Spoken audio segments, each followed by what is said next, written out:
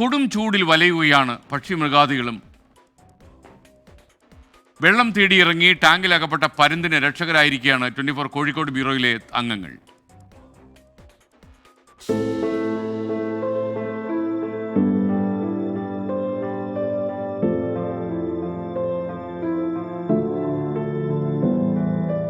കൊടും ചൂടിൽ ഒരിറ്റു വെള്ളം തേടി ഇറങ്ങിയതാണ് ഈ പരുന്ത്.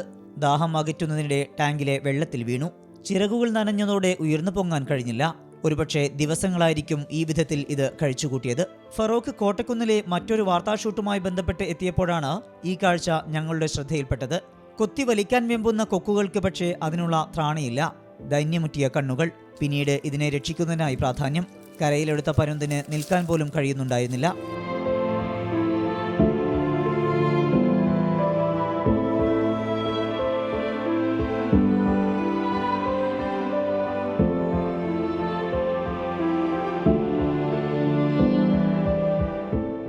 കണ്ടപ്പോൾ തന്നെ അത് നമ്മളെ ഉപദ്രവിക്കുമെന്ന് തോന്നി. പക്ഷേ എന്നാലും അതിൻ്റെ ആ ദയനീയാവസ്ഥ കണ്ടു കഴിഞ്ഞപ്പോൾ, അത് മരണത്തോട് മല്ലിടുന്നത് കണ്ടു കഴിഞ്ഞപ്പോഴത്തേക്കും ഞങ്ങൾക്ക് ദയ തോന്നി.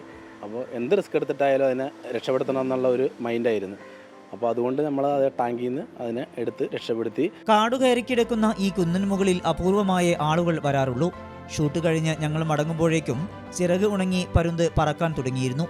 ഷിജു ചവറയ്ക്കും സുമേഷിനുമൊപ്പം Sameer C Muhammad, 24 Kozhikode. Well done, my dear guys.